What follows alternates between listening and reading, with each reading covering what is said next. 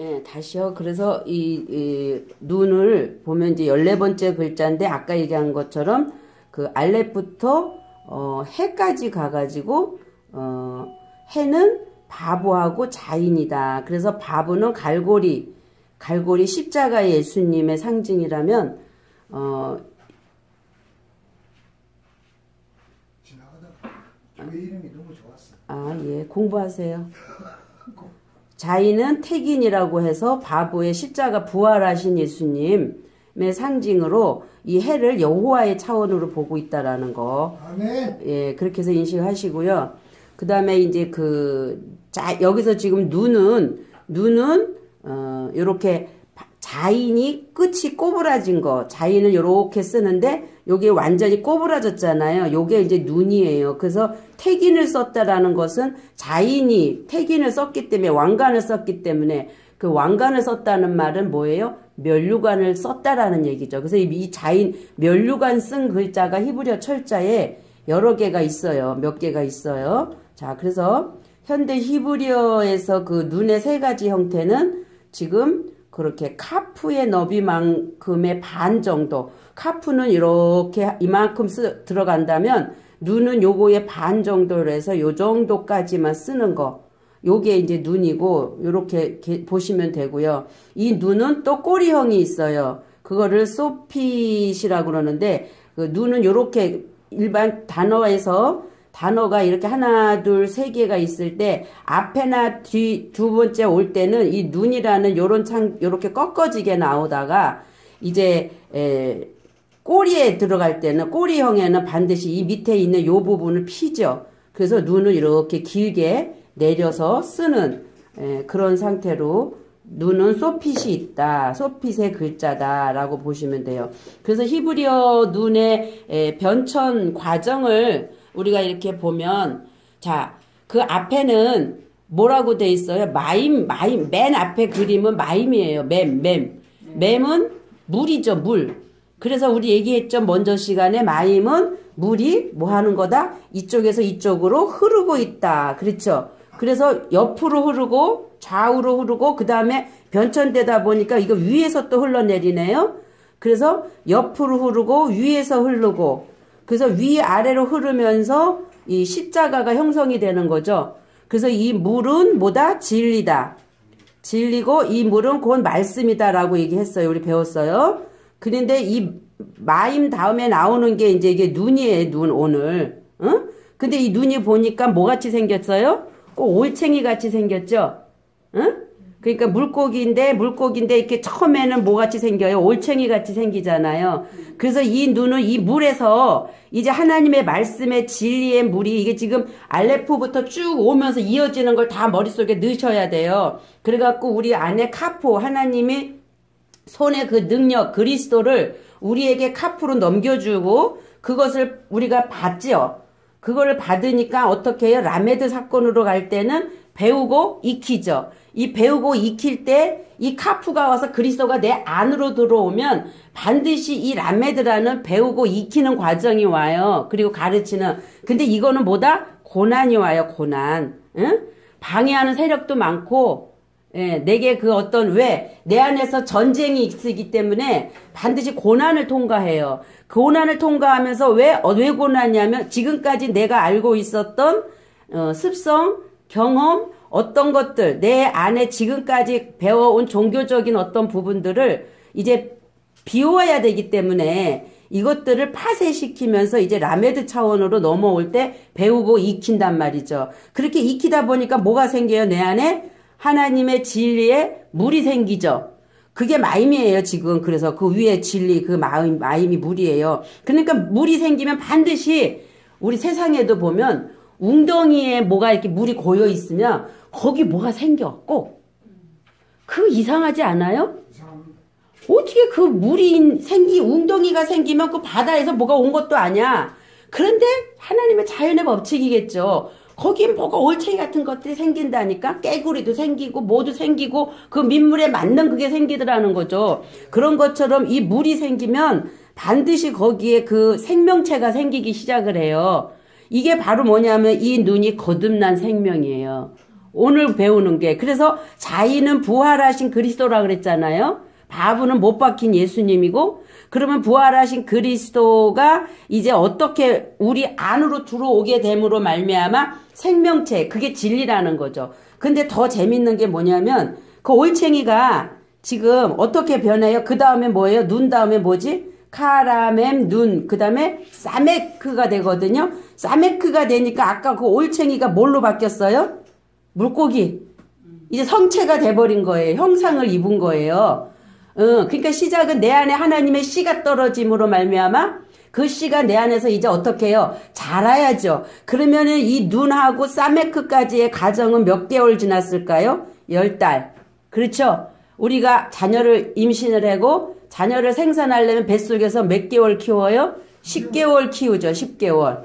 예, 10개월 또를 키우는데 처음에는 그 아기의 그 씨가 내 안에서 잉태되어져 갖고 10달이라는 걸 엄마 뱃속에서 자라면서 아기의 형체를 입는 것처럼 하나님의 말씀의 씨, 진리의 씨가 내 안에 떨어지면 그 나를 하나님이 뭐 만드시기 위해서 당신 자신같이 그리스도화 시키기 위해서 이 성체를 있게 하기 위해서 그 10달이라는 과정을 배우고 익히고 가르치고 그렇죠? 하나님이 우리에게 가르치실 때 우리는 배움이고 내 입장에서는 또 누군가를 가르칠 때 또 내가 가르치고 그가 배우고 이 과정을 통해서 내가 뭐가 돼가는 거냐면 점점 변화되어져 가고 있다라는 얘기죠. 변화의 과정을 가고 있는 거죠. 자, 그래서 그 밑에 또 그림 한번 보세요. 그 밑에 그림도 보면은 그 위에 이렇게 물결 치는 것은 마임이고 그 밑에 그 올챙이 같은 것은 뭐다? 그 눈이다. 예. 또 거의 비슷하죠. 그래서 오늘 현대 히브리어는 이렇게 마임하고 눈을 그리고 있다. 예. 거기까지 보면 이 상형이 지금 그거를 설명해 주는 거예요. 그러니까 이 상형 문자 22자는 창세기부터 계시록까지 전체를 그 22자에다가 다 표현하고 있고 또 예수와 한마시아가 예수 그리스도가 어떤 과정을 통해서 지금 시작부터 알렙부터 타부까지 알파와 오메가까지 역사되어져 가고 그려져 가고 있는가를 지금 다 설명을 하고 있는 거예요. 자, 히브리어 그래서 알파벳 눈의 사전적 의미를 봅니다. 사전적 의미로 볼 때 어떻게 돼 있어요? 눈이 요렇게 써요. 눈. 그 다음에 슈브가 바보에 점이 찍힌 거예요. 그리고 눈이 두 개예요. 그러니까 이 눈 앞에 눈은 그냥 일반 눈. 그 다음에 뒤에 눈은 아까 얘기한 소핏, 꼬리형. 예. 꼬리형 안에 그 홀렘 바보가 들어간 거거든요. 예. 이게 눈이에요. 그래서 눈 그러니까 뭐예요? 대상이 뭐예요? 영속하다. 영속하다. 근데 여호수아의 아버지 눈. 예. 근데 이 눈의 의미가 들어가니까 영원한 속죄, 아니 영원한 그 계속된다라는 거. 영원한 응? 영속. 계속 이어진다는 거. 근데 여호수아를 왜 꼭 여호수아를 얘기할 때 꼭 눈의 아들 여호수아. 한 번도 그냥 여호수아라고 한 적이 없어요. 눈의 아들 여호수아. 그러니까 그 말은 뭐예요? 영속하는 자의 아들이라는 얘기죠. 그 아브라함 같은 경우는 아버지의 표현으로 나와 있잖아요. 그러면 아버지의 표현 다음에 아들은 이삭이죠. 마치 여기서도 그 눈이라는 말이 주는 것은 영속인데, 근데 이 영속하는 사람의 여호수아라는 이름을 보면 그가 여호와로 다스린다라는 의미를 갖고 있거든요. 하나님이 다스린다라는 걸로 의미가 있단 말이에요. 그래서 이것에 어근으로 들어가니까 512호로 보래요. 그래서 보니까 어떻게 해요? 다시 싹트게 하다. 새순으로 증식시키다 또는 계속되다, 영속하다. 그래서 이 눈이라는 말의 의미는 뭔가를 다시 새롭게 하는데 그 눈은 결국은 영원하다라는 것을 의미하고 있다라는 거죠. 그 여호수아 존재는 그 아버지는 그런 분이었다라는 거를 눈의 아들 여호수아 그렇게 설명을 지금 하고 있는 거죠. 예. 그래서 눈의 사전적 의미는 뭐다? 마임이다. 마임은 곧 뭐예요? 물인데 그 다음으로 눈이 14볼자 글자고 이는 생명체가 그 물에 잉태되어지어 가는 거. 그래서 생명체가 이제 비로소 생긴 거. 그래서 오늘 진리의 말씀이 우리 안에 들어오면 생명체가 먼저예요? 물이 먼저예요? 항상 먼저 진리의 물이 돼야죠. 땅의 아랫물에서도 물이 있어야 생명체가 살듯이 위의 물도 하늘 차원의 물도 반드시 위에 물이 있어야 그 다음에 그 안에 생명체가 살 수 있는 거거든요. 그래서 오늘 이 물은 진리의 물이다. 하늘 차원의 물이다. 예, 윗물이다. 그래서 거기에 비로소 이제 물이 들어오니까 생명체가 이제 응애하고 태어나기 시작하는 상태. 그게 뭐예요? 거듭난 나. 속사람의 나. 이전에 육체, 물질의 부모로부터 물려받았던 육혼에 속한 나가 아니라 그 나는 십자가와 함께 예수님과 함께 죽고 이제 새로 태어난 그 영혼으로 하늘 차원의 영혼으로 다시 열리는 상태에 이제 그 물에서의 잉태되어진 속사람의 나. 예. 이게 이제 되어지는 거예요, 이제. 그럼 이제 이걸 보면서 여러분 자신도 지금 나는 어디쯤 가고 있나라고 보시면 될 겁니다. 그리고 눈은 성령에 의해서 이제 진리가 풀어질 때 우리 안으로 진리의 물이 쌓이게 되고 그 물에서 생명 대신 그리스도가 이제 잉태됨으로 말미암아 엄마 뱃속에 아기가 10달을 지내면서 성장하듯이 진리의 물 안에서 그리스도를 잉태하고 자라게 한다는 의미의 눈이다. 그러니까 여기는 예수가 아니죠. 그리스도예요. 그 다음 이제 철자가 싸맥인데 아까 얘기한 것처럼 물고기의 모양을 갖추고 있고 눈은 올챙이 모양으로 형상화되어 있다. 그래서 사전적 의미는 싹트게 하는 거예요. 새순으로 증식시키는 거예요.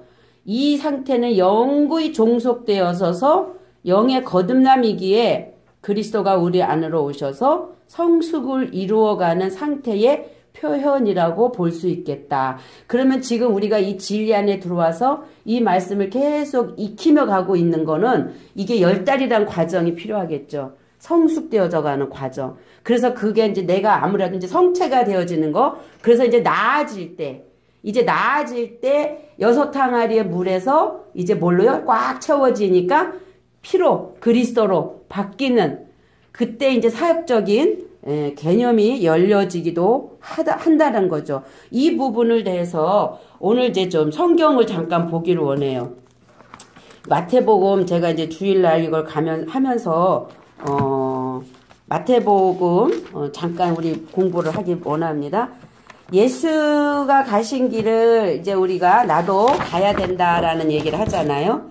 그래서 마태복음을 보니까 그럼 예수님이 어떤 길을 가셨는데 예수님이 가신 길이 뭐야? 십자가에 우리가 죽었다라는 거밖에 모르잖아요. 그러면 예수님이 가신 그 길을 우리도 지금 육체 안에서는 육신의 삶 속에서 똑같이 걸어가야 된다는 거죠. 그러면 예수님이 육을 입으신 이유가 있잖아요. 그게. 그래서 제가 뭘 보고 싶으냐면 마태복음 2장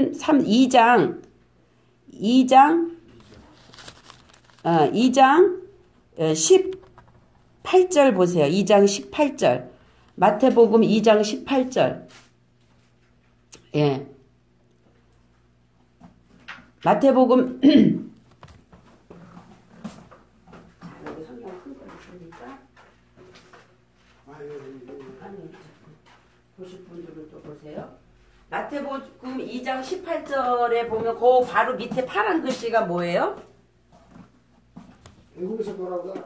예, 애굽에서 돌아오다. 그러니까 결국은 어떻게 해요? 우리의 시작은 애굽이었어요. 우리의 존재는 애굽이었어요. 근데 애굽에서 어딘가로 이제 다시 나의 본향으로 돌아와야 돼. 응?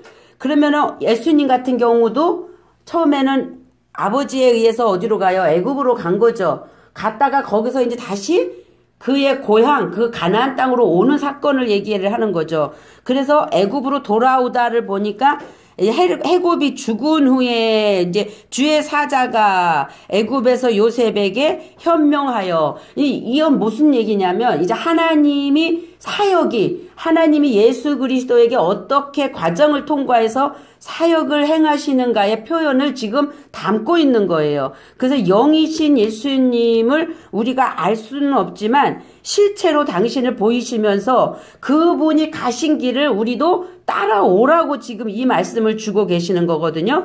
그래서 애굽에서 돌아오시니까 어디로 넘어가냐면 3장 12절 밑으로 보세요. 3장 12절 밑에 보니까 파란 글씨가 뭐죠 또? 세례를 받으시다. 예수님도 세례를 받으셔요. 예수님이 세례를 받아야 할 이유가 있어요 없어요? 없습니다. 예수님은 세례 받으실 필요가 없는 분이에요. 그런데도 예수님이 16절에 보니까 세례를 받으시고 그러죠. 왜 세례를 받아요? 예수님은 인류의 대표죠. 아담이죠. 그래서 아담이심에도 불구하고 그분은 우리의 모든 뭐예요? 우리의 모든 죄를 당신에게 안수로 세례 요한의 모든 것을 그대로 흡수해버렸단 말이에요. 당신 안으로 들여보냈단 말이에요. 그렇게 세례를 받으시니까 그 다음에 어떻게 돼요? 요단강물에 푹 잠겼다가 일어날 때 거기서 물에서 올라오시죠. 물에서 올라오니까 뭐가 열려요?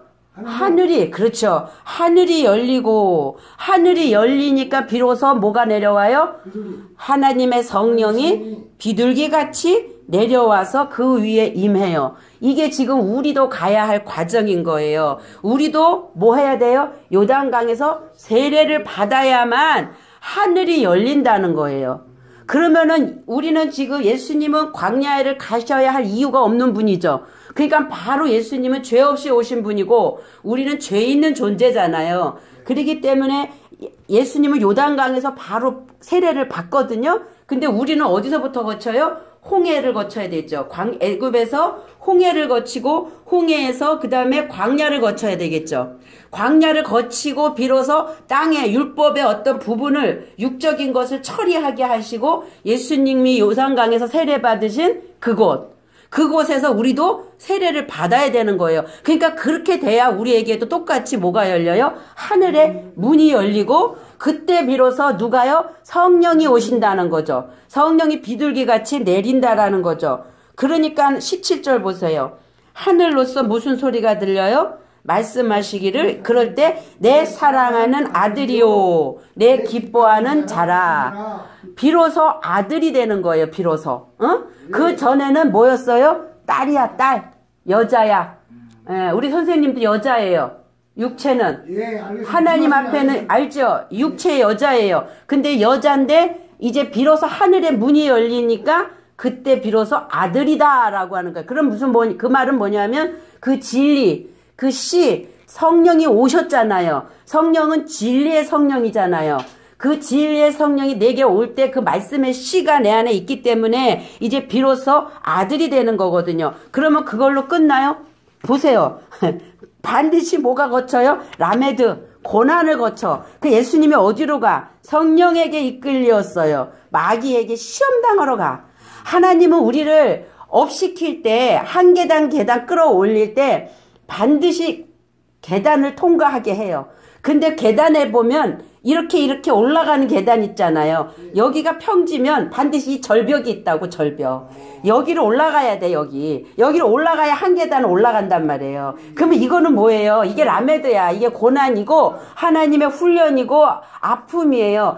내가 한번 고난 받았어, 나 옛날에 받았어가 아니라 이거는 우리가 천국을 향하여 가는 과정 내내 하나님의 시험이 있으면서 올라가는데, 처음에 시험은 아이고 되고 하고 그냥 하나님 막 이만큼 주는 것 같고 세상에 내가 혼자 다 고난 당하는 것 같고 막 나 죽어요 살아요 그래가지고 하나님 살려주세요. 그러면 이제 하나님이 얼마큼 주시냐면 이제 이만큼, 하나님 나 이렇게 힘들어요. 그러면 이제 그래 나 좀 살려주세요. 그러면 요만큼 주신단 말이에요. 그러면 이걸 이제 할부로 주시는 거야. 할부. 네가 받아야 할 것은 이거야. 근데 이거 왕창 받으면 이제 아이고 나 죽어버리니까 어떻게 해주셔? 할부로. 그 다음에 이제 조금 요거 이제 할부 다 갚고 나면 또 이제 또 요만큼 주시고, 그러면 이거는 딜레이 되겠죠. 많이 시간이 오래 걸리죠. 그냥 받을 때 왕창 받아버리면 그 문제 해결되는데, 그래서 이 과정에서 계속 이렇게 올라갈 때 막 여기 올라갔을 때 이제 아유 이제 살았다. 뭔가 된 것 같아. 다 된 것 같아. 아이고 근데 조금 있으니까 또 여기 또 있네. 그럼 여기 다 된 거. 이게 우리가 가는 여정이라는 거죠. 그래서 이게 라메드예요. 이게 고난받는 게 이게 라메드예요. 그래서 배우고 가르침을 통해서 이제 뭔가 한 단계 올라쓰고 또 하나님이 또 섭리하시고 그분이 계속 어디까지 저 하늘의 표대까지 내가 너가 되고 나가 너가 되는 그 과정까지 이끌고 가실 때 예수님도 시험을 당한 것처럼 이제 결국은 4장 11절에 보니까 예수님은 승리하시죠. 이에 마귀는 예수를 떠나고 천사들이 나와서 이제 수종드는 단계까지 와요. 그런데 이걸 왜 하셨냐면 창세기에 보면 아담과 하와가 이제 사탄에 의해서 뱀에 의해서 꼬임을 받죠.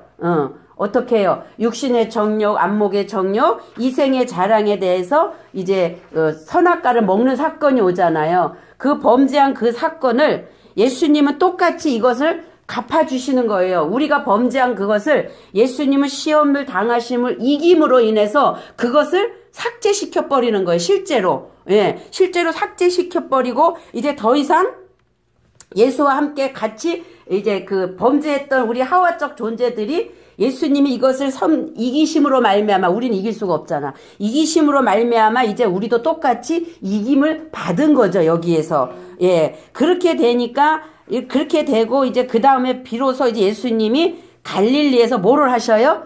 전파하시는 거예요. 이제 비로소 우리에게 뭐가 이끌리냐면 사역의 시작이 되는 거예요. 그래서 사역의 시작이 되니까 자 어떤 사역을 해요? 4장 15절 보니까 스불론 땅과 납달리 땅과 요단강 저편 해변길과 이방의 갈릴리요. 그렇죠? 이방 사람들에게 이제 사역을 시작해 예수님이. 그러면서 그들이 뭐예요? 16절 보세요. 흑암에 앉은 백성이 큰 빛을 보았고.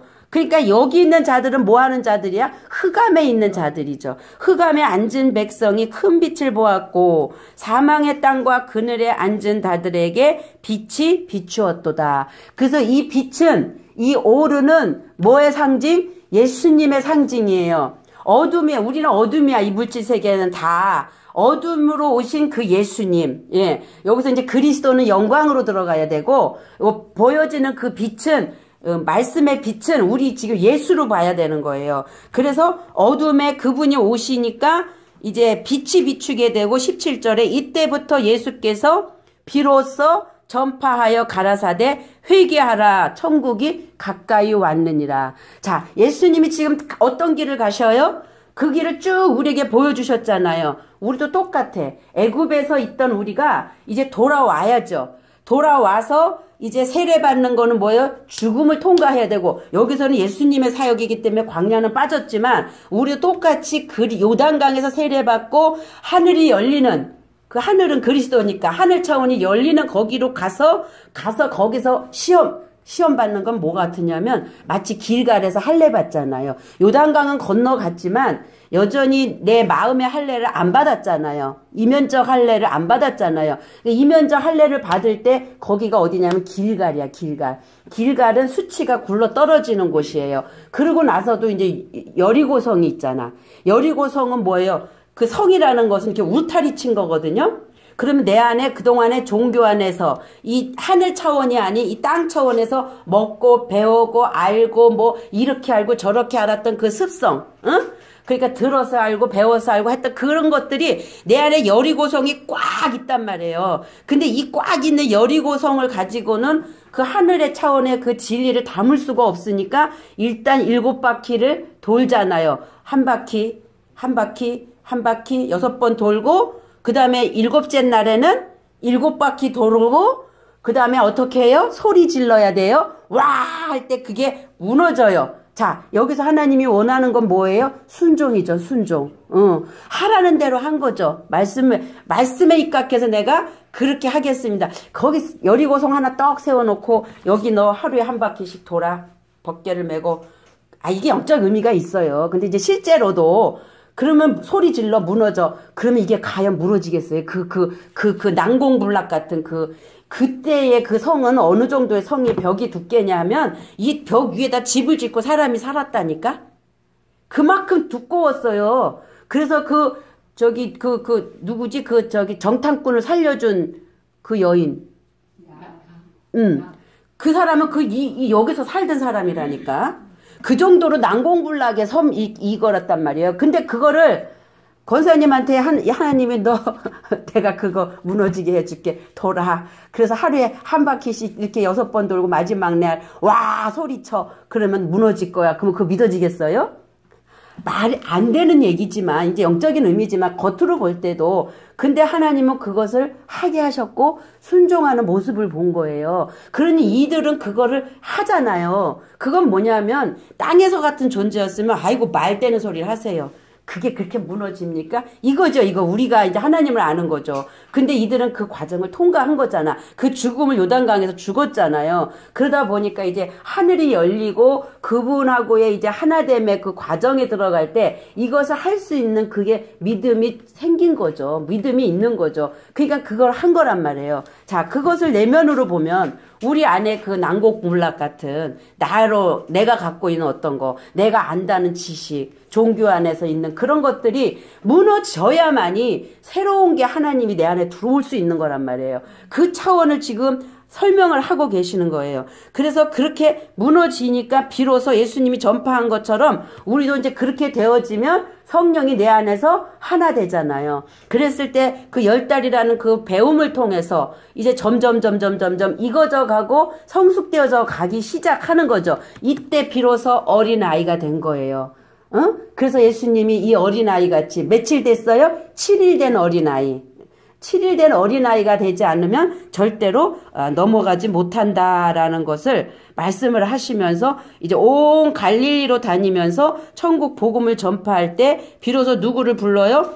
제자들을 불러요. 그렇죠? 그 다음에 18절부터는 제자들을 부르시죠.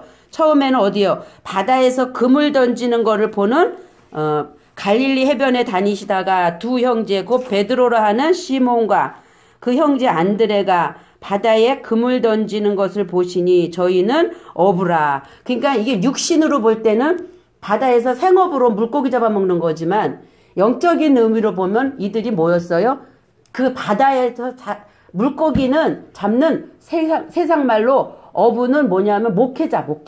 지금 종교 안에 있는 목회자. 그들은 물고기 잡는 거야. 땅 차원에서. 그들이었단 말이에요. 근데 이제 예수님을 만나니까 예수님이 뭐라 그래요? 이제 너 그거 그만하고 뭐 하는 자들. 자, 19절. 말씀하시되 나를 따라오너라. 내가 너희로 뭐를 낚는 어부요? 사람을. 그러니까 물고기는 짐승이죠, 짐승. 땅 차원에서는 짐승을 낚는 거지만 이제 짐승을 그게 나쁘다는 얘기 아니에요. 짐승도 낚아야 돼요. 그러나 너희가 바다에서 짐승을 낚았다라면 이제는 내가 너희에게 사람은 비로소 뭐예요? 하나님의 영이 있는 자들이죠. 하나님의 영이 있어야 사람이 되는 거거든요. 그렇기 때문에 이제는 사람을 낚는 어부가 되게 해줄게. 라니까 그들이 뭐예요? 하던 그물을 버려두고 예수를 쫓아요. 그리고 조금 더 가다가 보니까 다른 형제 세베대와 아들 야고보와 그 형제 요한의 그 부친 누구예요? 세베대와 한 가지로 배에서 이제 그들이 그물을 깁고 있었어. 근데 여기는 이제 아버지가 등장하잖아요. 근데 예수님이 똑같이 너희는 그걸 버려두고 나를 쫓아라. 그럴 때 그가 뭐예요? 배와 부친을 버려두고 예수를 쫓으니라. 그러면 그의 부친은 뭐였어요? 땅 차원의 부친은 사탄, 마귀. 예. 그러니까 그동안에 그 물고기 잡는 그런 어떤 애굽에서 종살이 같은 그런 그 부친, 그 아비와 함께 일했던 목회자의 사역적인 개념이었다면 이제 예수를 만나는 차원이 되니까 그 이전 것은 어떻게 해요? 버리는 게 되는 거겠죠. 예. 그리고 예수를 쫓아요. 그러니까 예수님이 이제 비로소 23절 예수께서 갈릴리에 두루 다니사 저희 회당에서 가르치시며 뭐 하셔요? 가르치시고 그 다음에 천국 복음을 전파하시며 백성 중에 모든 병과 모든 약한 것을 고치시니 그 소문이 온 수리아에 퍼지고 모든 앓는 자 각색 병과 고통에 걸린 자 귀신 들린 자 간질하는 자 중풍병자를 데려오니 저희를 고치시더라. 그러면서 이제 허다한 무리가 쫓아요. 그러니까 처음에는 잡족이야, 잡족. 별의 별 사람들 다 있었어. 그 잡족이었는데 예수님이 이제 거기서 그 허다한 모리를 실제로 고치시고 이제 거기서 누구를 고르냐면 그 중에서 그 속에 하나님의 영이 있는 예수님의 제자들을 12명을 이제 고르시는 게 이제 산산수훈으로 넘어가는 거거든요. 이렇게 우리의 사역도 예수 그리스도를 통해서 하나님의 행하신 것을 먼저 보이시고 우리의 사역도 그 길로 이끌어 가신다라는 거예요. 그러니까 우리가 지금 그 과정을 우리도 지금 어디쯤 이제 가고 있는 상태를 하나님의 성경을 통해서 지금 보여주고 계시는 거죠.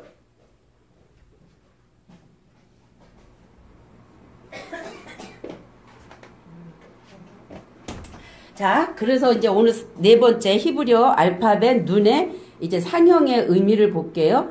눈이 지금 그렇게 생겼잖아요. 자인, 그 위에 영어로 있죠. 자인, 크라운. 그 자인이 왕관을 쓴 거예요.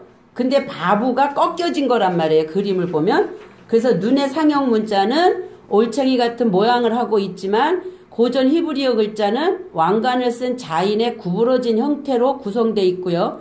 자인은 부활하신 그리스도를 상징하고 있기에 말씀이신 예수님이 부활하신 그리스도로 나타날 때 승리의 면류관을 쓰신 모습의 그림이다. 그래서 눈에 넘어오면 이제는 땅 차원이 아니라 하늘 차원이다.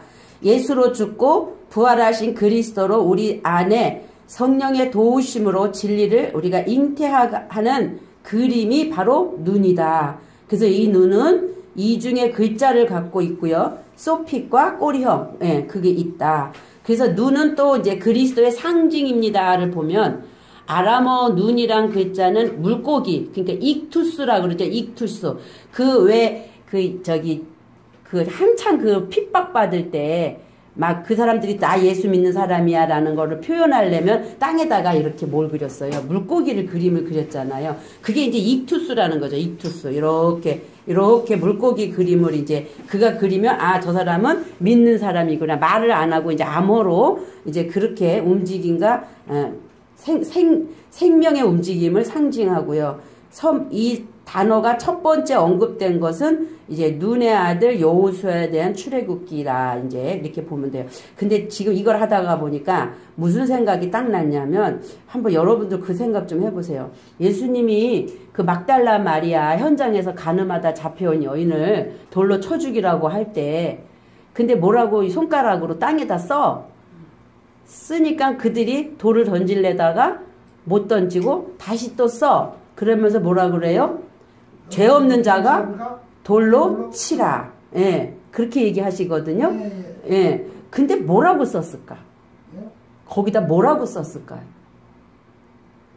뭐라고 땅에 썼길래 그 사람들이 돌로 쳐서 율법엔 돌로 쳐 죽이는 거잖아요. 가늠하다 잡히면. 그래서 쳐서 죽이려고 했는데 뭐라고 썼길래 그들이 그걸 못 던지고 있었을까? 하나님 아버지께 이렇게 기도를 하면서 썼을 것 같습니다. 지혜를 달라고. 또, 그리고 뭐라고 쓰셨을까? 거기다.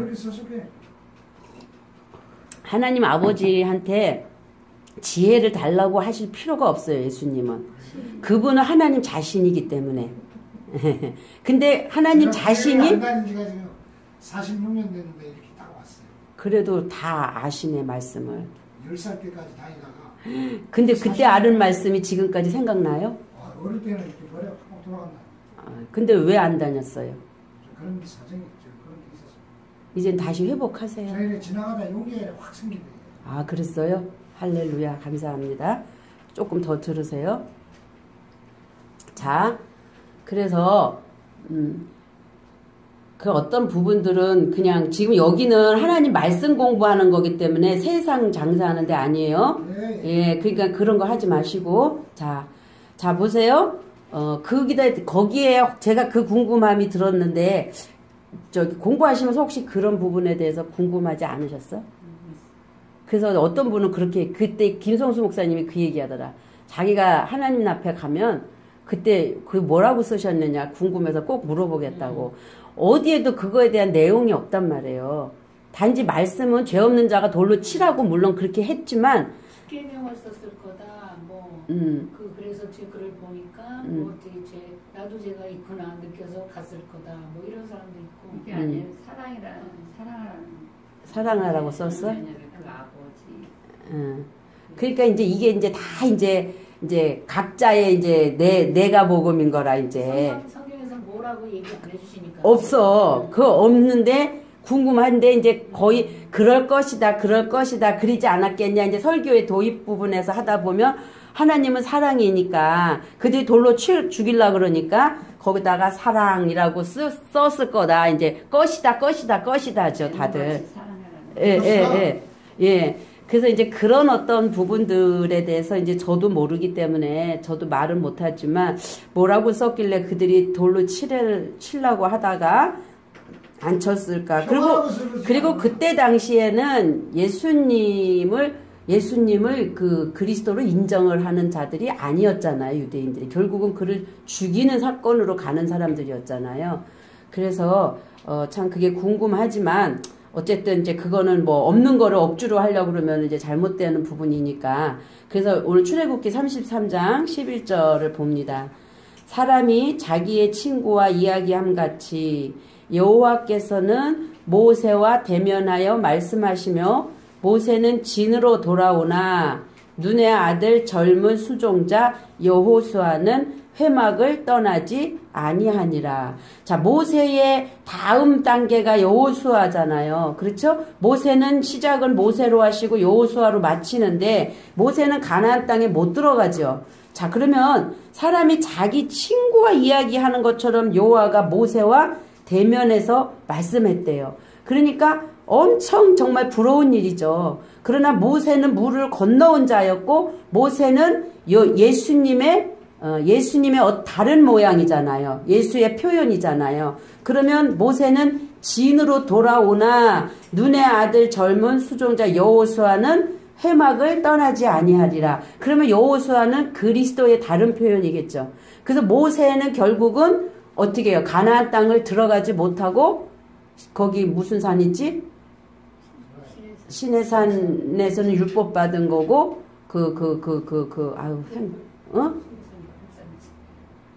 거기서 갑자기 시옷인데 거기 죽잖아요 일단. 응? 시온? 저기 모압 저기 저 건너편에 호렙산도 아니고 그 무슨 선이야? 왜 이렇게 생각이 안 나?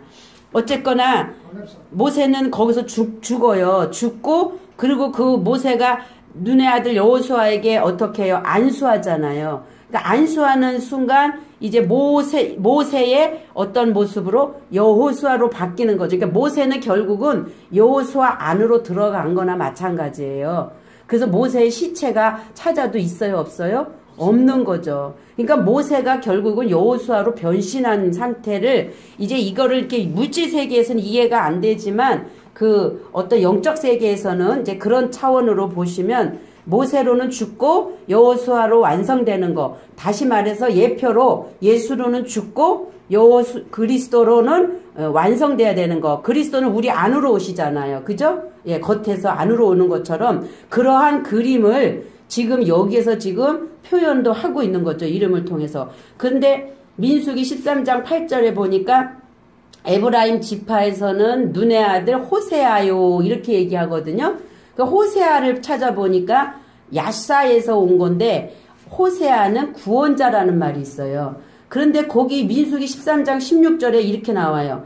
이는 모세가 땅을 탐지하러 보낸 자들의 이름이라. 모세가 눈의 아들 호세아를 여호수아라 칭했다. 그러면 호세아도 여호수아란 말이고 여호수아도 호세아라는 말이죠. 그러면 호세아라는 말의 이름을 제가 이렇게 쭉 찾아봤어요. 호세아를. 그래서 제가 잠깐 보여드려 볼게요. 이게 지금 민수기 13장 16절이잖아요. 민수기 창출 민수기 13장 16절 컴퓨터를 키셔도 되고 보셔도 되고 지금 호세아를 보니까 호세아는 구원자죠. 구원자. 그래서 3467에서 유래했대요. 3467로 가보니까 열려있다. 넓다, 의롭다, 완전하다, 자유롭게 하다. 사역적인 의미로 가면 누군가를 자유롭게 해주고 누군가를 구조해주고 그렇죠? 도와주고 구출해주고 구원을 가져오고 그렇죠? 호세아는 그런 야샤라는 단어에서 왔단 말이에요. 그래도 호세아를 보면서 성구사전에 들어가니까 16번 나와요. 그래서 제가 요거 16번이 많지 않기 때문에 잠깐 이제 그 호세아를 쭉 찾아보니까 민수기까지는 이제 여호수아, 그 다음에 신명기까지도 모세는 눈의 아들 호세아 계속 가는데 여기 보면 왕하에 가면 우시아의 아들 요담 20년에 엘라의 아들 호세아가 또 있어요. 응? 그 다른 이름이 있어, 다른 이름이. 그 물론 눈의 아들이라는 눈은 영속하고 완전히 새롭게 하고 다시 움트게 하고 하는 그 이름도 있지만 하나님은 그 눈의 아들 여호수아, 호세아는 구분을 하고 있는 거죠. 그러니까 여호수아는 그 이름인데 그 이름에 그 주는 그 애칭 같은 것은 호세아였다는 거죠. 그 호세아라는 것은 구원자 여호수아 이렇게 되는 거죠. 그럼 마치 뭐 같으냐면 예수 그리스도.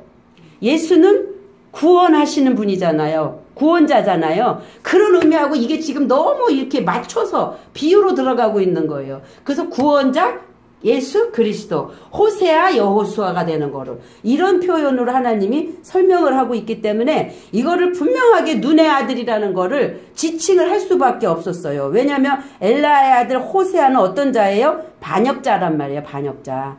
그리고 또 있어요. 그리고 또 뭐가 있냐면 아수르 왕 호세아를 그 다음에 이제 여기 호세아서에 가면 또 이 호세아가 있죠. 우시아와 요담과 아하스와 히스기야가 이어 유다 왕이 된 시대, 요아스의 아들 여로보암이 이스라엘의 왕이 된 시대에, 그래서 그 호세아에게 하나님의 뭐가 임해요? 말씀이, 이게 이제 우리가 알고 있는 호세아서라는 거죠. 그래서 이 호세아라는 게 지금 요거 호세아라는 이름만 놓고 볼 때 이제 세 사람이 나온단 말이에요. 세 사람 내지 네 사람 돼요. 근데 이제 하나님이 이걸 구분을 하셨고, 그래서 눈의 아들 호세아 여호수아 예수 그리스도의 차원을 설명하셨고, 이제 이 호세아가 결국은 어떻게 해요?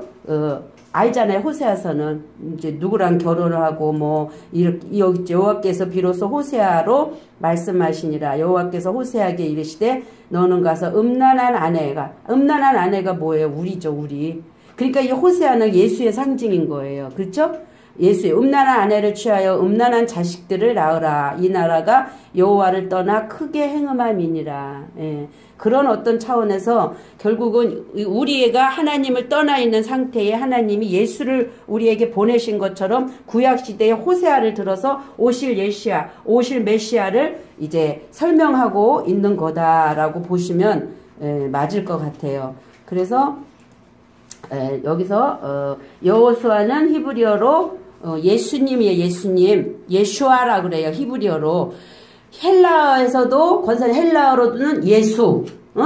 히브리어는 예슈아. 그런데 헬라어는 히브리에서 왔어요. 헬라어는 히브리에서 왔는데 예슈아라는 이름을 찾으면 구원이라는 거예요. 그래서 모세가 약속의 땅에 들어가려고 시작했던 여정에 여호수아를 통해서 완성하는 내용, 상징적인 표현으로서 예수는 모세, 그리고 여호수아는 그리스도로 보시면 돼요. 그래서 제가 그 예수를 찾아봤어요. 헬라어로. 그랬더니 예수는 헬라어로는 이에수스 이래요. 사전이. 이에수스가 이제 예수라는 말이야. 그 우리말은 왜 미국 사람들은 보면 우리는 다윗 그러잖아요. 근데 그 사람들은 다비드 그래요. 그리고 우리 아멘 그러는데 그들은 에이멘 그래요. 그러니까 그게 어떻게 해석하느냐에 따라서 우리는 예수 하는데 원래 헬라어로 갈 때는 예수와 히브리어 예수와가 이에수스란 말이란 거예요. 무슨 얘기인지 알죠? 예. 근데 그 이에수스는 히브리어 3091에서 왔대요. 그래서 그게 여호수아야. 그래가지고 제가 히브리어 초록색을 찾아보니까 예호수야야. 여호수아는 또 우리말이야, 우리말. 응? 제가 헤벨 그러잖아요. 근데 원래 원어는 헤벨인데 우리는 아벨 이렇게 읽는단 말이죠. 그래서 여호수아를 보니까 예호수아인데 예호수아는 뭐예요? 여호와께서 구원하심. 그래가지고 여호와는 3068이라는 여호와와 그 다음에 구원하심이라는 3467이 두 개가 이렇게 붙은 거야, 붙은 거. 두 단어가 하나로 합쳐져서 여호슈아가 된 거예요. 그래서 여호와를 찾아보니까 자존자, 영원한 자. 그렇죠? 유대 민족의 하나님의 명칭이에요. 그래서 여호와가 야샤. 아까 했죠. 야샤는 기본어근 열려있다, 의롭다, 구조하다, 해방하다, 구원하다. 그래서 여호와가 구원한다. 그래서 예호슈아라고 표현을 하는 거죠. 그래서 이 의미를 가지고 히브리어가 헬라어로 쓰여질 때 이에수스. 그래서 예수님은 결국은 똑같은 말이죠. 구원자. 여호와가 구원하신다라는 말을 담고 있고 이제 품고 있다라고 보시면 됩니다. 그래서 히브리어 철자의 상형의 관점으로 예슈아 함마시아를 나타낼 때 아까 얘기했죠. 실존은 헤이로 나타내시고 그 속성은 갈고리 밥으로 나타내시는데 중보자 사명을 십자가로 완성하시고 승리의 면류관을 쓰시는 자인으로 부활하신 그리스도로 하나님의 경륜을 완성하고 있다. 이 해가 결국은 이제 어디로 오는 거예요? 우리 안으로 오는 거죠. 진리로, 우리 내면으로. 그래서 계시록 14장 14절을 보니까 보라, 내가 또 보니 흰 구름이 있고 구름 위에 인자와 같은 이가 앉으셨는데 그 머리에는 금 면류관이 있고 그 손에는 예리한 낫을 가졌더라. 그래서 내가 이걸 왜 썼나 모르겠네. 근데 제가 이거를 보면서 계시록 14장 14절을 보면서 쭉 한 번에 그냥 쭉 계시록 끝까지 가는데 어마어마한 거예요. 이 차원을 가지고 지금 우리가 배우고 있는 이 눈을 가지고 이 계시록을 보니까 다 열려.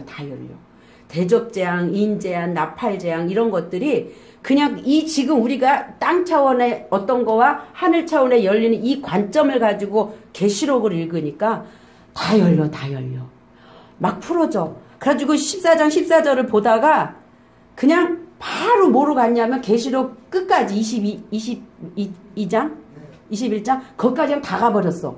그러면서 너무 은혜가 돼서 야 이걸 내가 다 같이 나누지는 못하지만 하여튼 막 우리 했죠. 그 에덴 동산에서 그런 부분 했잖아요.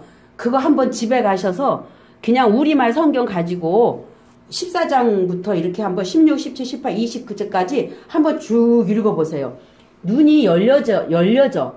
그리고 이 계시록이 지금 무엇을 얘기하고 있는지 그냥 읽으면 이 관점 갖고 보면요. 그냥 알아죠, 그냥. 한번 가서 보세요. 아, 여기서 그 헤이븐 여자가 뭐로 나오고, 이게 물 위에 앉은 백성들이 뭐고, 뭐 이런 것들이요. 그 음녀가 물 위에 앉는데 그 물은 백성과 방백과 모더라, 막 이런 것들이 그냥 다 열려요. 우리 물 배웠잖아요. 그러니까 그건 뭐예요? 아랫물에 앉아 있는 거죠. 그 여자는. 그렇죠? 그런 것들이 그냥 다 열려. 그러니까 한번 집에 가셔서 저가 지금 같이 그거는 못하지만 한번 가서 보세요. 보면은 계시록이 열리더라고. 너무 감사했어요. 자, 2번. 눈은 다윗의 자손 메시아를 나타냅니다. 자, 아브라함과 다윗의 자손 예수 그리스도의 계보라. 근데 아브라함의 자손이요 다윗의 자손인 예수 그리스도의 출생에 관한 이걸 제가 다시 찾았어 원어로. 그랬더니 아브라함과 다윗의 자손 예수 그리스도의 계보라 이제 이렇게 되니까 물론 그 말이고 그 말이 그 말 같지만 원어로 가서 다시 해석을 해보니까 아브라함의 자손이요 끊고 또 다윗의 자손인 예수 그리스도. 그러면 지금 예수와 그리스도를 우리 이거 예전에 배웠죠. 육적인 면과 영적인 면을 표현하고 있다 얘기하잖아요. 두 면으로 보라 그러잖아요. 그럼 아브라함은 믿음의 조상으로서의 아버지의 역할이라면 다윗은 어떤 거예요? 왕손의 조상이잖아요. 그러면 이게 지금 예수는 어디다 넣어야 될까요? 예수는 아브라함에다가 넣고 다윗은 그 다음에 어떻게 그리스도를 거기다가 연결을 시켜서 본다라면 아브라함의 자손이요 또 다윗의 자손인 그리스도. 그러면 예수 그리스도의 어떤요? 출생에 관한 책이다. 그래서 그 책에는 어떻게 예수 그리스도가 다 함축돼 있죠. 그래서 마지막 절에 그거 있잖아요. 그리스도라 칭하는 예수가 나시니라 하면서 13대까지로 끝나죠. 14대 넘어갈 때 13대까지로 끝나면서 그 다음에 14대는 그리스도가 하나 된 우리, 응? 그리스도가 하나 된 내가 그 14대로 들어가는 거잖아요. 그렇죠? 그렇게 되면서 이 족보가 쭉 이어지는 거예요. 제가 찾다가 못 찾았는데, 이 14대를 이렇게 3일길을 가는 거를 끊어서 제가 그 이름의 뜻과 그걸 다 찾아가지고 우리 먼저 팀에서 공부할 때 어떻게 영적 흐름의 단계를 첫날의 단계, 그 다음에 둘째 날 단계, 세 번째, 3일째 가는 단계를 그 이름대로 쭉쭉쭉쭉 하면은 그게 그냥 다 연결이 되는 거야, 이렇게. 응? 성숙 과정을 다 설명을 해주는 거예요. 그래서 그거를 복사를 하려고 아무리 찾으니까 제가 뭐 날라갔다 그랬잖아요. 저걸 이렇게 업데이트를 하면서. 그때 아마 그게 들어있었는가 봐. 근데 다른 데서도 한번 제가 찾아보겠지만은 다시 또 해도 상관없어요. 이거 왜냐면 히브리어 원어가 말을 해주는데 그 이름의 히브리어에는 원어의 이름에 다 뜻이 있잖아요. 그러니까 그 뜻들이 그냥 그 이름에 그냥 다 드러나서 나오는데 야 진짜 그냥 그게 이 가정에서 이를 넘어가고 이 가정에서 일로 넘어가고 이 가정에서 일로 넘어가는 게 그 개개인의 인물이 아니라 예수 그리스도로 탄생해지기까지 내가 예수 그리스도가 되기까지 그 과정을 3일길을 가는 게 그 이름들을 통해서 그 어떤 성숙을 이루어가는지를 그 이름이 다 설명하더라고. 그러니까 언제 한번 제가 다음에라도 찾아서 한번 그걸 같이 한번 나눠요. 나누면은 여러분들도 굉장히 은혜가 될 거예요. 그래서 눈은 히브리어의 14번째 글자고 마태복음 1장에 예수님의 족보에도 14대가 3번 나오죠. 그 다윗도 이게 참 희한하지 않아요? 다윗이 알베기달 할 때 4번째죠. 그 다음에 바브가 6번째죠.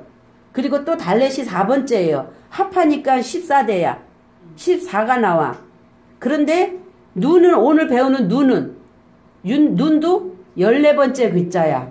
그러면 다비드라는 이 14와 지금 이 14이라는 눈과 그렇죠. 아까 아브라함은 예수로 보고 다윗의 조상으로 할 때 다윗을 그리스도로 본다면 지금 이게 다 지금 연관성을 갖고 있는 거죠. 성경은 정말 수학적으로도 빈틈이 없는 책 같아요. 그 이름으로도 지금 설명을 다 하고 있어. 다윗의 이름이 뜻이 뭐예요? 하나님의 사랑을 받는 자잖아요. 그렇죠? 예. 그런 걸로 보면 정말 그래서 이렇게 모든 대수가 아브라함부터 다윗까지 14대. 그 다음 다윗부터 사로잡혀갈 때까지 14대. 바벨론으로 사려간부터 그리스도까지 14대더라. 예, 마태복음 1장 17절. 이게 우리가 가는 그리스도까지 가는 여정이에요. 3일길이야. 그래서 세 번째 날에 바다에서 묻이 올라오죠. 그러니까 그 묻에다가 뭘 심잖아요. 그러면 그 묻은 하나님 차원으로 보면 예수의 모습이라고 볼 수 있고 우리 쪽으로 보면 우리가 거듭나는 거라고 볼 수 있겠죠. 그래서 그 땅은 무슨 땅? 부끄러운 땅. 그래서 내가 약바사가 올라오면 부끄러운 땅, 마음 땅이 열리는데 내가 누군지를 알게 되고 내 자신이 얼마나 추하고 악하고 부끄러운 자인가를 인식을 하게 되니까 이제 그때부터 뭐예요? 그 땅에 씨가 심기기 시작해요. 씨 가진 뭐가 그분이 내 안에 들어오기 시작하는 거죠. 이게 이제 우리 차원에서 보는 거고 하나님 차원에서 보면 하나님이 쭉 과정을 열면서 분리할 거 분리하고 물과 윗물 나누시고 그리고 이 세상 바다에서 누가 와요? 빛으로 누가 오셔요? 예수님이 오시잖아요. 근데 그분도 예수님이 육체를 입으신 예수님은 율법 아래 나시잖아요. 똑같이 우리와 같은 죄 없으신 분이지만 우리와 같은 육체로 오신 분이기 때문에 그분 자신도 그러한 상태죠. 그래서 그 예수에다가 우리라는 씨를 그렇죠. 심어서 처음에는 씨 있는 열매 맺는 처음엔 채소가 나고 씨 없죠. 그 다음에 씨 가진 열매 맺는 이제 나무가 되고 뭐 이렇게 세 가지 나오잖아요. 그렇게 맺는 거예요. 이게 지금 성경은 비유로 다 그걸 설명하고 있는 거죠. 그 처음에 우리는 나를 부끄러운 존재라는 걸 먼저 인식하고 나야 그 다음에 새로운 것들이 열어진다라는 거. 저 전도사님 애써서 어떻게 미안. 자, 히브리어 철자로 다비드를 읽어보면 달레트는 문을 상징해요. 문. 달레트는 문을 상징하고 그래서 문이 하는 역할은 뭐예요? 문이 하는 역할은 이쪽과 저쪽을 나누는 역할을 하죠. 그래서 그 나눠진 그것을 누가 연결시켜요? 예수님이. 하나님과 우리 사이가 담으로 막혀 있잖아요. 갈라져 있잖아요. 그런데 예수님이 갈고리로 오셔서 연결시켜 주시죠. 그래서 그 역할, 그래서 달레트는 이쪽과 저쪽을 밥으로 연결해주는 역할을 하는데 바로 이게 뭐예요? 다비드야, 다비드. 이 다비드가 지금 이렇게 이게 문이에요, 문. 그 다음에 이게 이거잖아요. 그러면 지금 다비드는 아까 얘기한 것처럼 6번째 홀렘 바보였죠. 이거 홀렘 바보라고, 이거 찍은 거 홀렘이라고 그래요, 바보. 그래서 넷, 여섯 해서 14였잖아요. 그러니까 이 문도 있고 이 문도 있어요. 그러면 이거는 아랫문이면 이게 윗문이죠. 양의 문이 있고 좁은 문 있잖아요. 그 문을 들어갈 수 있도록 연결시켜주는 바보가 나오면 무조건 예수님을 상징하시면 돼요. 그리고 자인이 나오면은 예수님이 부활하고 승리하신 모습으로 상징하면 돼요. 그래서 이 다비드는 이쪽과 이쪽의 문을 연결시켜주는 누구다? 예수다. 예수님이다. 예. 그러나 그리스도죠. 예수 그리스도라고 보시면은 돼요. 이 다비드는. 그래서 이름이 지금 결국은 그러니까 이분이 결국은 예수님인 거죠. 예. 다 얘기를 해주고 있는 거예요. 예수님으로. 뭐든지 성경은 다 예수와 연결이 돼요. 그래서 이걸 왜 그렇게 얘기를 하냐면 저기 바브를 배우다 보면 이런 거 있어요. 우리가 성막을 지을 때 성소와 성전이 있잖아요. 그러면 이게 어떻게 되냐면 이렇게 머리가 있고 이렇게 기둥이 있고 여기 이렇게 받침이 있거든요. 그러면 여기가 다 갈고리예요. 이렇게. 그러면 똑같이 이렇게 있어요. 받침이 있고. 그러면 이 갈고리하고 갈고리 사이를 뭘로 연결을 시켜주잖아요. 천막으로. 그래서 이 성전이 삥 가시나무에다 금을 입혀서 했다고 그러잖아요. 근데 이 성전은 이 머리가 뭐냐면 금이야. 갈고리도 금이야. 근데 이 받침은 은이에요. 이 성전을 둘러싼 이거는. 근데 요 성막을 둘러싼 이거는 여기는 은이고 이것도 은이고 이것은 노시야. 그러니까 이 차원하고 이 차원은 차원이 달라요. 그래서 지금 이 갈고리 역할을 누가 하고 있느냐? 예수님이 오셔서 십자가에서 죽으심으로 갈고리 역할을 지금 하고 계신 거죠. 그래서 이제 이 오늘 다비드라는 말에도 지금 이 바브가 들어간 것은 그렇게 갈고리 역할, 고리 역할, 결국은 십자가 역할을 해서 하나님과 우리 사이에 막힌 담을 허시고 당신으로 연결시켜주는 그 부분을 지금 이 그림에서 다 말해주고 있다. 그 일을 예수님도 3일길을 가신 거다. 자, 베드로전서 1장 3절 우리 주 예수 그리스도의 아버지 하나님을 찬송하리로다. 그의 많으신 긍휼대로 예수 그리스도를 죽은 자 가운데서 부활하게 하심으로 말미암아 우리를 거듭나게 하사. 그러니까 반드시 이런 걸 볼 때 그냥 알고 있는 지식으로 숭숭숭 읽어가시지 말고요. 자, 우리 주 예수 그리스도의 아버지 하나님을 찬송하는데 그 많으신 긍휼대로 뭐예요? 예수 그리스도를 죽은 자 가운데서 부활하게 하심으로 말미암아 우리를 어떻게 한 거예요? 거듭나게 하신 거예요. 그래서 예수님 그리스도가 부활하게 하시지 않았으면 그리스도 차원이 아니기 때문에 우리가 구원이 없다. 거듭난 게 아니다. 라고 볼 수가 있는 거죠. 그래서 예수로는 안 돼요. 반드시 부활하시는 예수 그리스도 예수로 말미암아야만 우리가 거듭나게 되어진다라는 걸 말씀하고 있죠. 그래서 이는 그리스도 예수 안에서 아브라함의 복이 이방인에게 미치게 하고 또 우리로 하여금 믿음으로 말미암아 성령의 약속을 받게 하려 함이라.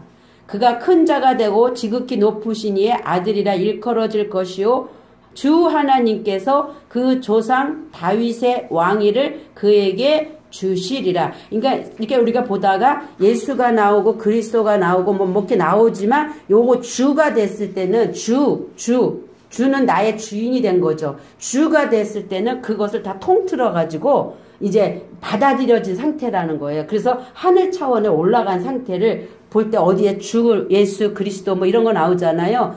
그럴 때는 이 주가 그 역할을 하는 거예요. 완성되어진 상태의 설명을 표현하고 있다. 그의 이름이 영구함이여 그의 이름이 해와 같이 장구하리로다. 사람들이 그로 말미암아 복을 받으리니 모든 민족이 그를 뭐다? 복되다 하리로다. 누구를? 그를. 그러니까 복되다가 아니라 그를 복이라 하리라. 아까 목사님 말씀하신 것처럼 참 지금 잠깐 이제 은혜를 나누면 또 잊어버렸어 금방. 그 오트를 설명을 하는데 그거 한번 다시 하고 넘어갈게요. 목사님이 오전에 이제 강의를 해주시는데 너무 은혜가 되는 거예요.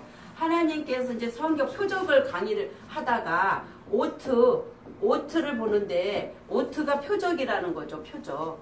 표적인데 이 표적을 찾아서 가다 보니까 뭐다? 소리치다. 부르짖다. 아주 강하게 막 어떻게? 울부짖다. 이 뜻이 있더라는 거죠. 나 은혜 받은 거 그대로 얘기해 주는 거야. 울부짖다. 근데 이 표적이 이 의미를 담고 있다라는 것을 혼자 나름대로 은혜를 받아서 하루 종일 24시간 울기만 했대요. 혼자 앉아갖고. 그래서 우리는 이제 제가 이랬죠. 그래 표적은 알렙부터 타부는 에트죠. 항상 에트는 이렇게 된다고 그랬죠. 그래서 이거는 시작이고 마침인데 마침 안에 시작이 있고 시작 안에 마침이 있는 거예요. 하나 된 거예요. 원이에요. 근데 이걸 누가 연결시켜줘요? 오트. 여기 또 바구가 연결시켜줘요. 예수님이 오셔서 시작과 마침이 되어주셨단 말이죠. 모든 것에. 그래서 그것이 곧 이 예수님 오셔서 이 오트를 한 것이 표적이고 이게 곧 예수 그리스도의 표적으로 우리에게 주시는 것 자체가 예수 그리스도인데 사람 백성들이 표적 보여주세요. 그러니까 뭐라 그래? 요나의 표적밖에는 내가 보여줄 게 없다. 요나가 어떻게 했어요? 3일 반 물고기 뱃속에서 죽었다 살아난 표적밖에 내가 보여줄 게 없다 얘기를 하잖아요. 그러니까 하나님이 보실 때 이 표적을 보여달라고 하도 그러니까 주님이 그래 이렇게 울부짖으면서 결국은 예수 그리스도를 보내주는데 하도 그냥 자꾸 표적을 보여달라니까 보여는 주시는데 그게 하나님의 본심이 아니고 그래 니네가 그렇게 원하냐? 내가 이미 예수 그리스도를 표적으로 주었건만 뭘 더 원하냐? 애따 먹어라. 그 차원이 꾸짖을 때 우리가 소리치고 그렇죠. 울부짖고 이 표현이 예 하나님이 야단칠 때 우리도 그렇게 하잖아요. 그러니까 하나님 자신이 그렇게 하시면서 이 표적을 주시더라는 거죠. 하나님 자신이. 그래서 하나님이 그렇게 울부짖으면서 니네가 원하는 이 표적 그래 주기는 주는데 내가 주고 싶은 건 이게 아니야. 그런데 우린 그거 달라고 하고 있으니 하나님 마음이 얼만큼 울부짖으셨겠느냐. 왜 그분에 의해서 주어져야 되는 게 표적이니까. 그거를 느끼면서 그 하나님의 그 큰 음성이 아마 본인에게 들렸는 모양이에요. 그러면 실제로도 이 땅에서 우리가 그 표적, 기적, 이적은 체험을 한다는 거죠. 근데 그러니까 그거를 주는 그거 자체를 우리는 계속 받으려고 하는데 처음부터 이걸 가르치지 말았어야 됐다는 거지. 표적 이거 바깥의 거를. 그리고 진리적인 거로 해서 하나님이 예수가 표적이다라고 가르쳐 줬으면 우리가 거기에 매이지는 않을 텐데 그러나 그것이 아닌 것도 아닌 거는 실제로 있고 그것도 필요한 거는 맞는 건데 이제 본인이 느끼실 때 이렇게 하나님의 마음이 느껴지더라는 거죠. 근데 언제까지 너희가 그 표적에 머물고 있을래? 옛다 그래 네가 원하니까 주기는 주지만 너 이거 먹으면 안 돼. 이거 아니야. 하시면서 주는 그 마음이 어떻겠는가를 생각을 하면서 울었대요. 24시간. 나도 은혜 받았어 그 소리가. 그렇죠? 참 그래서 우리가 하나님이 주신 것은 예수를 보고 오트 이 표적 예수가 표적이잖아요. 예수를 보고 그리스도를 알아서 내면의 진리로 들어와서 하나님과 나와 교제하자라고 보이지 않는 세계에서 그걸 얘기하시는 건데 그냥 우리는 바깥에 거 그냥 맨날 밥 주세요, 떡 주세요. 이방인들도 주는 표적이네.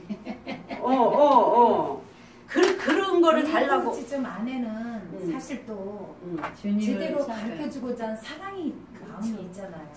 부르짖고 소리치고 이 마음에 그러니까 아까 그래서 겉과 속이 같이 예수 그리스도가 표적인데 그런 것처럼 그러니까 하나님은 이제 예수 그리스도를 줬어 이미. 응? 이미 주셨어. 그럼에도 불구하고 또 달래 자꾸만. 그 지금 왜 저거 생각해? 복이야. 복 주세요. 복 주세요. 하나님 뭐 복 주세요. 복 주세요. 근데 복이 이분이야. 이분이 예수님이 복이야. 그냥 내가 복인데 내가 복을 주었건만. 그러니까 뭐냐면 우리는 자꾸 바깥에 걸 달라고 그러고 하나님은 안에 하나님이니까 안 할 거를 주는데 못 알아먹는 거지. 그러니까 자꾸 바깥에 거 달래니까 바깥 것도 주기는 주시지만 하나님은 그게 당신 안에는 고통인 거죠. 부르짖는 거죠. 그래서 예수가 오실 수밖에 없었던 거고. 예. 그런 차원에서 이제 이거를 표현하는 거죠. 이런 표현을. 그러니까 아단사부터 우리가 제일 지금부터 계속 사람은 그런 마음으로 표적을 구하는 거지. 예. 그러니까 나는 결국은 예수 그리스도를 보낼 수밖에 없다. 근데 좀 그러네요. 하나님이 답답하다 이런 표현을 하나님한테 쓴다라는 그 자체도 저도 그 생각. 좀 그렇긴 하네요. 근데 그 마음 안에 뭐냐면 오늘 날라가 버렸어. 날라가 버렸어. 그러니까 이제 물론 그래요. 하나님의 입장에서는 왜 하나님 그런 것도 있잖아요. 하나님이 질투해요?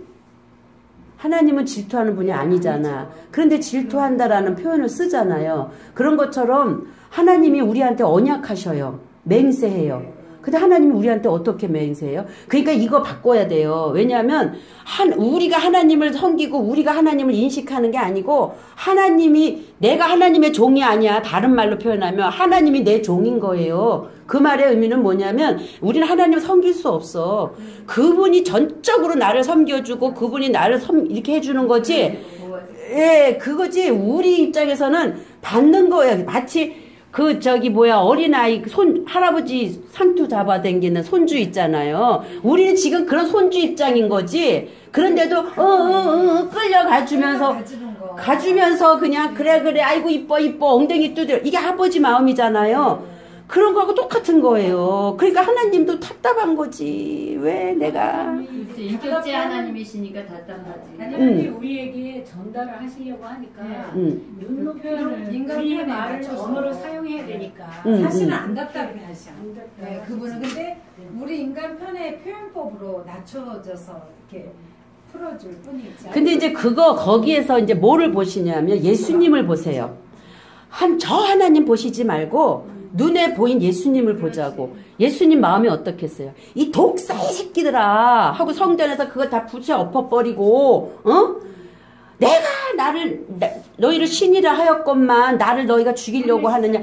그러고 화내시는 어떤 모습들을 예수님을 보시면 그 답답한 마음이 그대로 표현되고 얼마나 아파. 그러면서 아버지 못에 박히시면서도 자기 땅에 오매 영접지 아니한 저들을 보면서도 아버지 저들이 몰라서 그래요. 이건 하나님 마음이지 그게 무슨 마음이겠어요. 그러면서도 저들의 죄를 저들에게 돌리지 말라는 그 예수님의 그 마음, 그게 바로 울부짖음 아니면 뭐겠어요. 당신 십자가에 죽기까지. 그러니까 우리가 멀리서 하나님을 보지 말고 그러니까 맨날 얘기하잖아. 그 하나님은 처음에 그 하나님은 아인의 하나님 근본 하나님 삼일체. 이 하나님이 당신을 1차적 차원에서 영으로 그리스도로 드러내시고 2차적 차원에서 예수로 드러내셔서 이분은 우리하고 같이 호흡하게 하셨단 말이에요.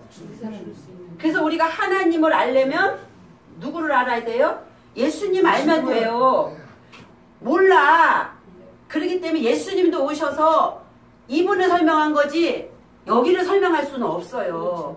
그래서 예수님이 우리의 아버지가 된다라는 얘기를 여기서 얘기하는 거예요. 여기는 인간의 인식 안으로 넘어온 거기 때문에. 그래서 이 그리스도 예수 그리스도가 우리에게 아버지가 되는 거야 이제는. 그리고 이분은 그냥 이 자체에 그냥 우리는 그냥 이 바깥에 우리하고는 관계없는, 예. 그래서 우리가 지금 섬기는 하나님은 예수 그리스도가 이제 우리 아버지로서 우리 성령으로서 우리 안에 오셔서 일하시는 그 인성과 신성을 같이 가지신 그분이 우리 아버지가 된다라는 얘기를 하는 거예요. 그래서 예수님의 입장을 보면 지금 그 울부짖는다, 고통이다, 괴롭다라는 표현이 사실 이해가 가요, 저는. 예.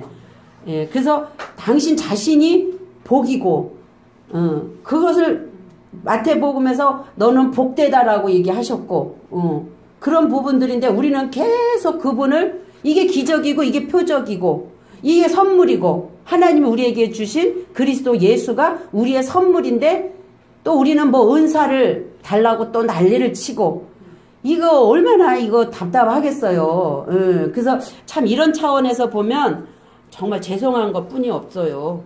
자, 그리고 18절 홀로 기이한 일을 행하시는 여호와 하나님 곧 이스라엘의 하나님을 찬송하며 그 영화로운 이름을 영원히 찬송할지어다.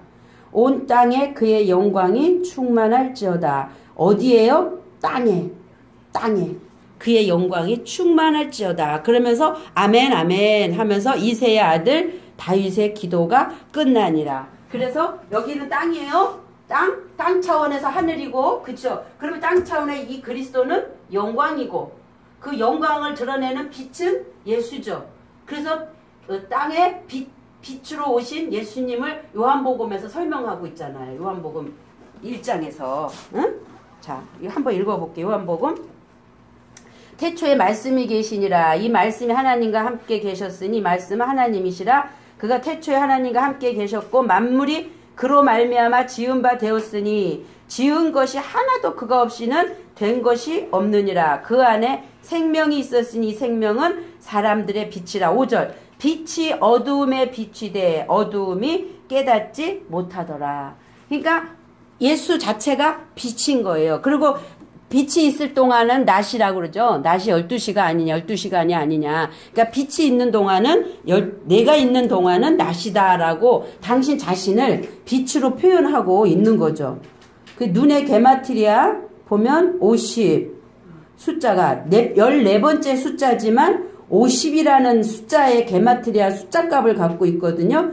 근데 이 50이라는 숫자는 다섯째 날을 우리가 생각해 봐요. 자, 셋째 날 묻이 올라오죠. 땅에서 묻이 올라오고 그 묻에다가 이제 뭐가요? 그 부끄러운 땅이 올라오면서 거기 생명의 씨가 이제 뿌려지죠. 그 생명의 씨가 뿌려지고 그 다음에 넷째 날 가면 넷째 날은 뭐 하는 거냐면 동침하다라는 말이 되죠. 동침하다. 응? 넷째 날에는 동침하게 되면 뭐예요? 그분과 우리가 하나가 되는 거죠. 거기서부터 카프라고 그랬잖아요. 그래서 동침하게 되고 카프로 넘어오게 되고 그래서 카프가 넘어오면 그 다음에 물이 생기고 씨가 잉태되어지죠. 잉태되어져서 10달 동안 자라는 과정 그것이 지금 눈이잖아요. 눈이 지금 50이라는 다섯째 날에는 뭐가 되냐면 많아지고 풍성해지는 거야. 그러니까 동침함으로 인해서 생명의 씨가 생겼고 이해가죠? 생명의 씨가 생겨가지고 이제 10달 동안 자라야 되는 거잖아요. 그래야 아까 싸맥으로 넘어가잖아요. 그 과정이 지금 이 생명이 50이라는 다섯째 날에 그 많아지고 풍성해지고 다섯째의 의미가 그 의미를 갖고 있어. 다섯째 날에는. 그러니까 성숙되어져 가는 과정인 거죠. 그 의미를 지금 이 눈이 또 얘기를 하고 있는 거예요. 그러니까 너무도 정확해.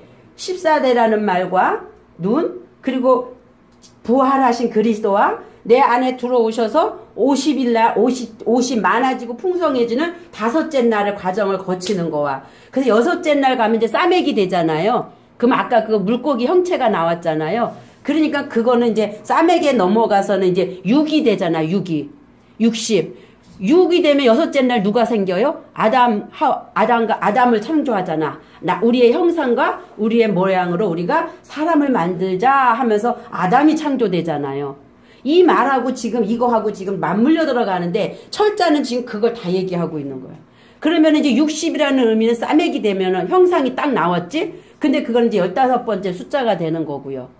이런 의미들이 지금 히브리어가 다 말해주니까 참 전 이거 보면서 야 정말 하나님은 지혜의 하나님이 맞구나라는 생각이 들어요. 그래서 50이라는 숫자가 지금 어떻게 쓰여졌나. 오순절날에 뭐가 임해요? 성령이 임하죠. 성령이 임하니까 이제 비로소 거듭나는 거잖아요. 하늘이 열리는 거잖아요. 이 50이 그 수예요. 그 수. 동침함으로 인해서 50으로 넘어가자마자 생명의 씨를 잉태하게 되는 거가 눈이란 말이에요. 이게 지금 연관이 다 되죠. 예. 그래서 출애굽부터 토라가 주어지기까지 50일, 또 신년 50년이 되면 쉰대. 예. 그리고 다시 이제 뭐 어떻게 하잖아요. 그리고 토라의 출애굽에도 50번이 나온대요. 이 50이. 그리고 하만이 달려 죽은 나무 길이가 50규빗이래요.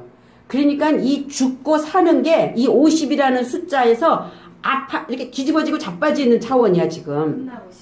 예, 동시다발적이에요. 동침함과 동시에 나는 죽고 다시 새로 사는.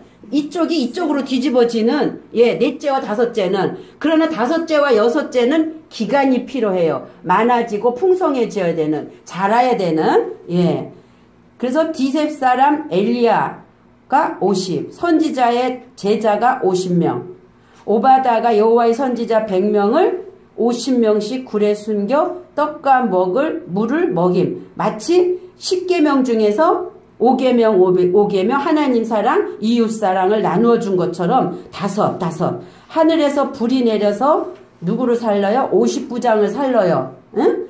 오병이어 5,000명을 50명씩 앉히시고 또 떡을 나눠주셔요. 오병이어의 기적도. 자, 그리고 지혜를 갖기 전에 50살이 돼야 지혜를 갖는데 50살이 될 때 비로소 사람이 지혜를 가질 수 있대. 철이 들고.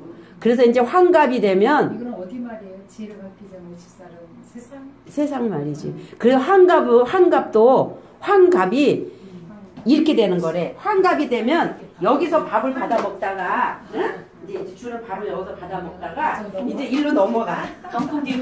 여기로 와서 이제 받아 먹는 거야.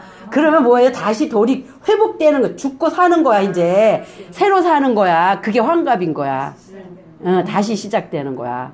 인생은 60부터라니까. 그러니까 그렇지. 인생은 60부터니. 그래서 환갑이 60이 지나서 61살이죠. 1살 돼야 환갑인 거야. 그래서 그러니까 그 의미가 우리 지금 갖고 있는 풍습도 그게 다 다른 거야. 나 그거를 환갑이 내가 작년에 지나서 세상 말도 이치가 성경의 이치가 있는 거야. 그냥 나온 게 아니야. 그러니까 저기 성경에 보면 그 바벨탑 쌓잖아요. 바벨탑 쌓으면서 다 흩어지죠. 근데 이제 그 와당이라 그러잖아. 기와. 응? 기와. 그 각자 다 흩어지는데 결국은 시작이 어디서부터 된 거냐면 거기 이스라엘에서부터 된 거야. 돼가지고 다 흩어지는데 지금 우리 고대 이스라엘 그 와당을 보면요. 거기 히브리어가 써 있어. 글자가. 봤죠? 봤어요. 나도 봤거든. 기와. 기와장. 마구에 이렇게 써 있어. 옛날에는 지금 뭐 기와가 막 길게 이렇게 길게 생겼잖아요. 지금 기와는. 근데 그때 기와는 이렇게 동글동글했나 봐요.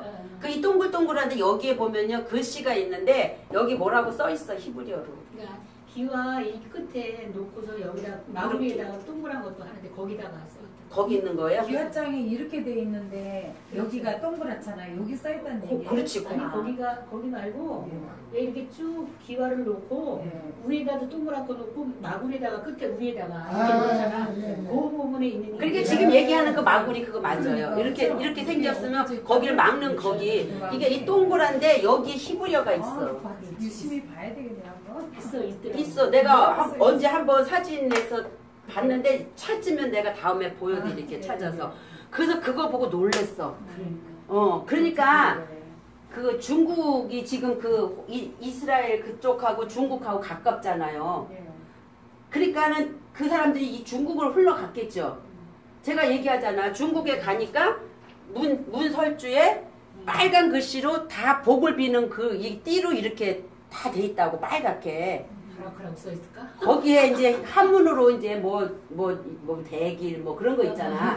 뭐 이제 그런 거 써붙이겠지. 그러니까 중국은 다 빨개. 그리고 길가에 이렇게 가로등이요. 가로등도 보면 이렇게 복주머니를 해갖고 빨간 걸로 돼 가지고 쫙 가로등도 다 빨갛게 돼 있어요. 그들은 빨간 거 좋아하잖아요. 그게 다 그게 의미가 있는 거예요. 그게 피 보혈 건너가고 넘어가는 거. 예. 나는 그래서 중국에 딱 가갖고 그 문에 다 문마다 붙여놓은 걸 보면서 야 이거 문설주 6월절 가는 그거를 이 사람들은 모르고 그렇게 가지만 그 풍습에 그게 다 있는 거구나. 그렇죠. 우리는 지금 세월이 흐르다 보니까 이제 모르는 것 뿐이지 그게 다 담고 있는 거 아닌가. 출발이 그죠.